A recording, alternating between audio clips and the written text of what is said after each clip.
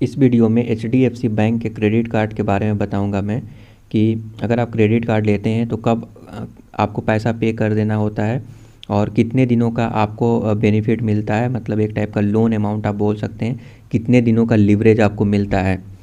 Okay, तो सब कुछ डिटेल में हम जानेंगे इस वीडियो में।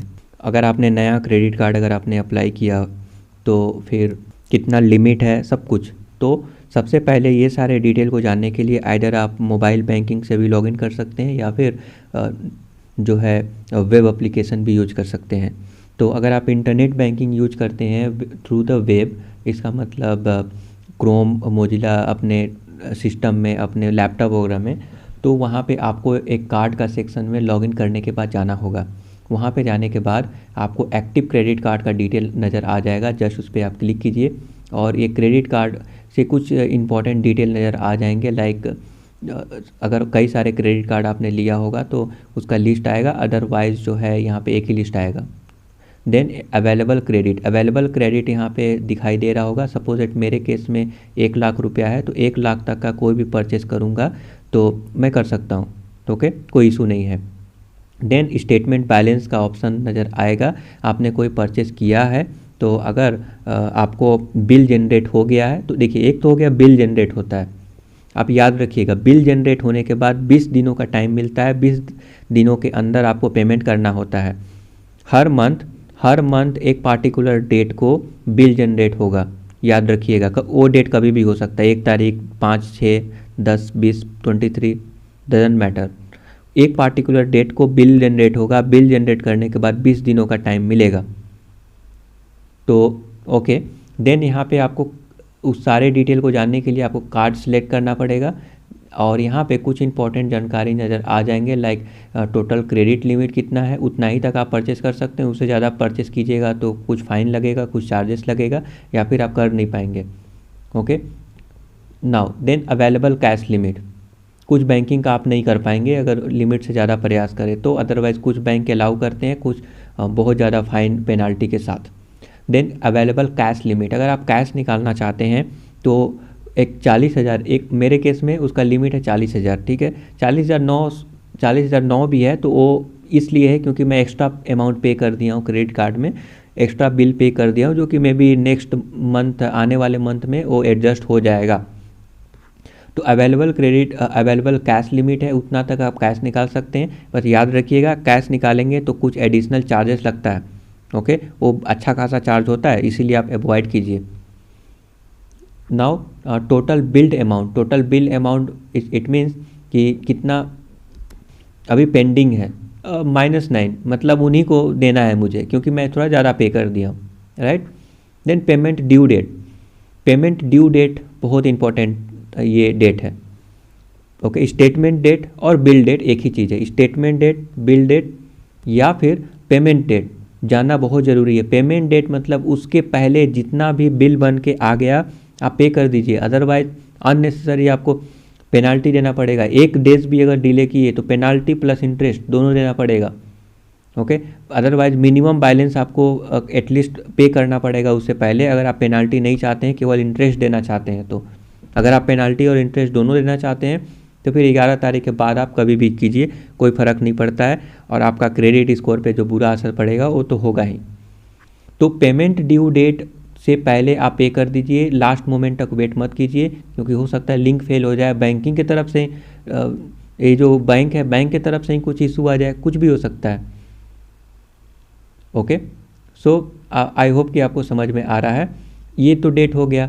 दूसरा कि आप इसका स्टेटमेंट आप डाउनलोड कर सकते हैं। तो देखिए, इंक्वायरी के सेक्शन में जाना है, व्यू स्टेटमेंट पे क्लिक करना है और यहाँ पे कार्ड को सिलेक्ट करना है और मंथ वगैरह सेलेक्ट करके व्यू करना है।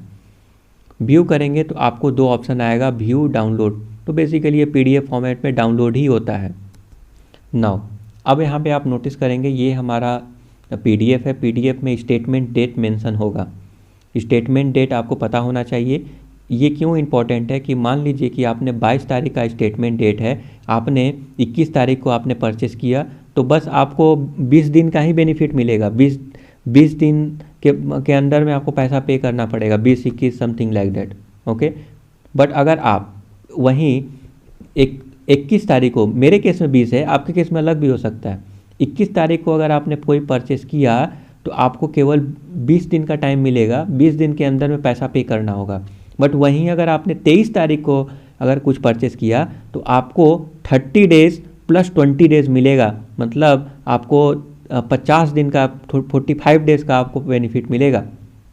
तो फिर आप डिसाइड कर सकते हैं। उसी तरह से फॉर एग्जांपल इसको ऐसे समझिए कि एक मंथ में 30 डेज़ होते हैं, 30 तारीख को बिल आपको बन के आएगा, ये डेट कोई भी हो सकता है, तो मान के चलिए कि 30 तारीख को बिल बन के आएगा, इट्स ऑल राइट। तो 30 तारीख को बिल आने वाला है, आपने 1 तारीख को कुछ भी परचेस किया तो 30 तारीख को आएगा, 2 को परचेस किया तब भी 30 को आएगा, आपने 29 को भी परचेस किया तब भी 30 को बिल आएगा।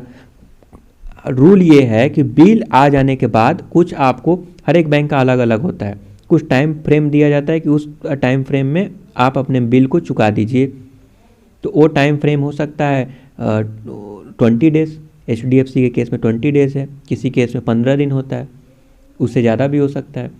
उस पार्टिकुलर टाइम फ्रेम में आपको पैसा पे कर देना है। अगर आप पैसा पे कर देंगे तो कोई भी फाइन और इंटरेस्ट नहीं लगेगा, absolutely free of cost. Okay, मतलब क्या कि आप लोन भी ले रहे हैं, उधारी भी ले रहे हैं और 1 महीना बाद भी पैसा पे कर रहे हैं, कोई इंटरेस्ट, एक्स्ट्रा इंटरेस्ट वगैरह नहीं लग रहा है।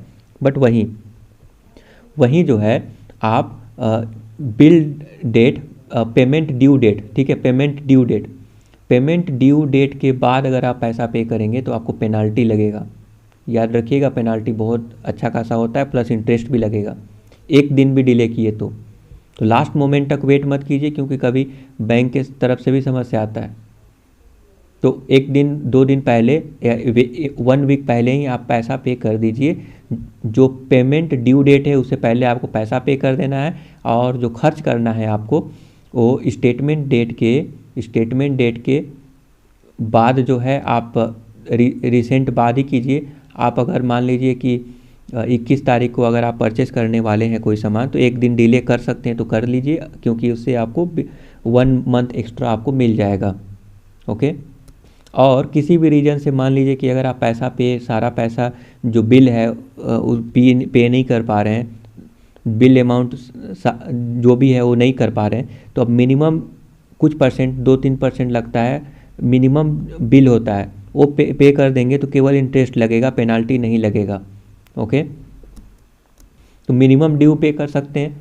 बिल बन जाने के बाद आपको मिनिमम ड्यू आपको दिख जाएगा नेट बैंकिंग के थ्रू, आप जैसे मैं आपको बताया सारा डिटेल वहाँ पे मौजूद हो जाएगा। तो अगर फिर भी किसी प्रकार का डाउट है, कुछ जानना चाहते हैं, तो आप कमेंट करके बताइए। Thank you for subscribing the YouTube channel. Have a nice day.